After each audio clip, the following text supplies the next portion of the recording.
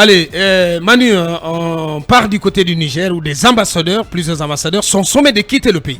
Oui, on a vu cette confusion durant le week-end, dans la soirée, notamment du vendredi. Ouais. Il y a eu une première expulsion qui a été ordonnée, c'est celle concernant l'ambassadeur de France à Niamey. Ouais. On a vu d'ailleurs la lettre, il lui a été donné 48 heures pour quitter le territoire. Ouais. Et 48 puis, heures qui ont échoué. Hein. Oui. Et puis il y a eu également dans la foulée 4 autres lettres qui ont fait leur apparition, qui visiblement s'adressaient à l'ambassadeur de Côte d'Ivoire, l'ambassadeur des États-Unis, l'ambassadeur d'Allemagne et l'ambassadeur du Nigeria. Sauf que les heures qui ont suivi aussi rebondissement, on nous dit non, ces lettres sont fausses, elles n'ont pas été envoyées, elles n'auraient pas été envoyées par la junte, et que d'ailleurs la junte elle-même a fait un communiqué le lendemain, samedi matin, pour dire qu'elle n'est pas à la base des 4 lettres adressées aux 4 autres pays et que la seule ambassade, le seul ambassadeur sommé de quitter le territoire, c'est celui de la France. Ouais. Mais il y a quand même aussi des gens quand même assez respectables du Niger qui ont aussi confirmé qu'effectivement ces lettres d'expulsion émanaient bien entendu du ministère des Affaires étrangères, du gouvernement du CNSP, donc de la junte, et qu'il n'y avait aucun doute que ces lettres étaient bel et bien prévues pour être adressées à ces ambassadeurs avant qu'il n'y ait rétropédalage de la part de la junte.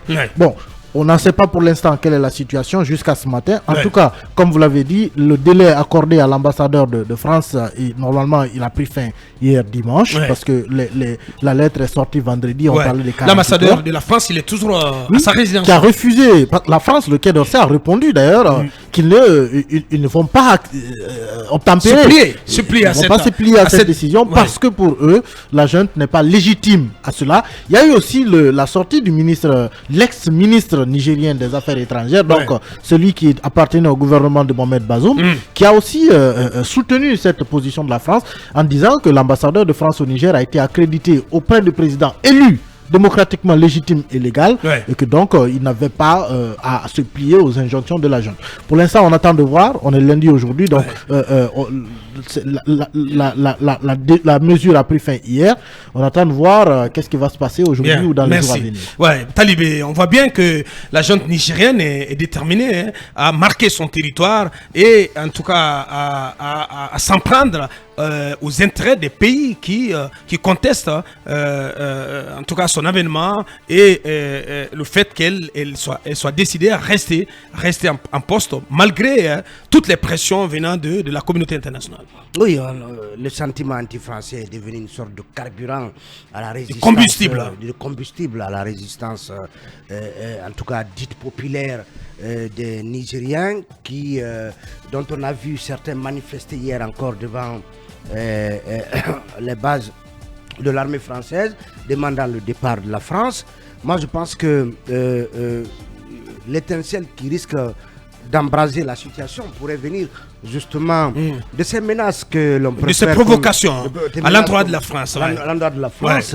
Moi j'ai vu il faut faire attention. La réaction de l'ambassadrice de Niger à Paris qui a refusé justement de rentrer à Niamey, indiquant qu'elle ne relève pas justement de ces putschistes nigériens. Donc il faut bien prendre garde à ce que parallèlement aux négociations et à la médiation qui sont en cours, on ne porte pas l'estocade jusqu'à s'en prendre aux ressortissants français et aux installations françaises du côté du Niger, parce que justement la France aujourd'hui se sent en droit de refuser quelque ordre que ce soit venant de cette junte. Donc qu'elle ne reconnaît pas. Il y a un président élu qui est en captivité, donc dont on demande le rétablissement en tant qu'autorité légale et légitime. Je ne pense pas que tout cela soit fructueux. Je pense que chaque jour que Dieu fait, la junte, en tout cas, nous en met plein la vue et enchaîne en termes de bravade, en termes d'oukase à l'encontre de la CEDEAO, de la communauté internationale. Tout qu'on fait, c'est que l'ultimatum a échoué hier, dimanche. On attend de voir ce qu'il en sera, mais la France a déjà prévenu que elle ne laissera pas, en tout cas ses ressortissants et autres, menacés du côté du Niger. On va voir ce que cela va donner, mais je pense que ce n'est pas une bonne démarche en soi, et que la junte ne saurait en permanence être dans la défiance, dans la défiance, les injures. Mais rarement on a vu une junte militaire aussi truculente. Sincèrement. Cela donne raison. Vous dites cela donne, Abakar, cela donne raison à ceux qui estimaient que ceux-ci sont sourds et aveugles. Beaucoup prenaient ici la diplomatie, la négociation, et tout a été fait pour qu'ils puissent entendre raison. Ces braqueurs de pouvoir, ces terroristes d'État ne méritent pas d'être au palais. Je vais vous dire, leur acte est contagieux. Mais des gens qui sont venus par la force des armes veulent se légitimer. Ils parlent au nom de quel peuple? Ils ne sont pas élus. Ce sont des simples terroristes, des braqueurs de pouvoir qui sont au palais, qui mettent en difficulté. Allez, doucement quand même. Non, c'est pas doucement. Ce sont des braqueurs de pouvoir. Mais ce ne sont pas des terroristes, s'il te plaît. Ce sont des terroristes d'État. Si, bien sûr. Tous qui prennent les pouvoirs par les armes sont des terroristes, puisque vous n'êtes pas là par le vouloir par la volonté du peuple. Et je vais vous dire quelque chose aujourd'hui. C'est pourquoi à chaque fois, moi j'ai toujours insisté, que ces messieurs n'ont pas leur place au palais. Ceux-là qui étaient censés défendre le Niger sont aujourd'hui en train de braquer le pouvoir en mettant tout le problème du Niger sur la seule France. Ce n'est que des portes de sortie. J'espère que cela ne peut pas marcher. Aujourd'hui, il faut que la CEDEAO prenne ses dispositions. Je vous dis, ces messieurs vont créer tous les problèmes au Niger. On va dire que le monde entier est en train de punir les Nigériens. Non, mais ceux qui arrivent au Niger ou ceux qui arriveront au Niger, les seuls responsables sont ceux-là qui ont décidé de leur population, de leur population. Et il ne faut pas accepter. Il ne faut pas permettre cela. Sinon, c'est l'Afrique qui va s'embourber. Bien, allez-y, Bassekou. Ces militaires sont en train d'aggraver leur situation parce que je ne pense pas, de mon point de vue, que s'en prendre à l'ambassadeur ou s'en prendre aux intérêts de la France du côté du Niger peut contribuer aujourd'hui à atténuer les problèmes qu'ils ont créés eux-mêmes en déposant le président Bazoum le 26 juillet 2000. Parce qu'ils s'en prennent à la France parce que la France d'abord ne reconnaît pas du tout le CNSP en tant que l'organe exécutif donc, qui dirige le Niger, mais aussi dit clairement soutient toutes les initiatives prises par la CEDEAO qui a menacé les organisations régionales. D'abord d'intervenir, même s'il y a ces pressions diplomatiques et des actions politiques pour le moment qui ne portent pas grand effet, mais elles n'écartent pas l'option militaire dont les chefs d'état-major de ces pays aujourd'hui étaient en réunion récemment du côté de Dakar. Donc il y a aujourd'hui nécessité pour la junte de se recentrer sur la transition, puisque même la feuille de route même qui a été proposée a été rejetée par la CEDEAO, qui dit ne pas reconnaître cette feuille de route qui a été proposée par le CNSP. Et pendant ce temps, il y a d'autres problèmes aujourd'hui auxquels le Niger fait face. C'est la question d'insécurité et le terrorisme aujourd'hui qui prévaut dans le nord. Donc en réalité, c'est une mauvaise position. Mais au-delà de la France, Manu le rappelait tantôt, il y avait que des lettres, des sommations de quitter le Niger avaient été adressées aux ambassadeurs, notamment de la Côte d'Ivoire et du Niger, qui sont la locomotive de l'option d'une intervention militaire au Niger. Oui, ça se voit parce que...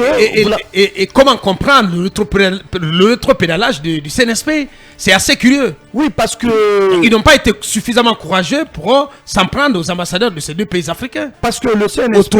Autrement, ça allait provoquer autre chose. Oui, parce que le CNSP risque gros déjà.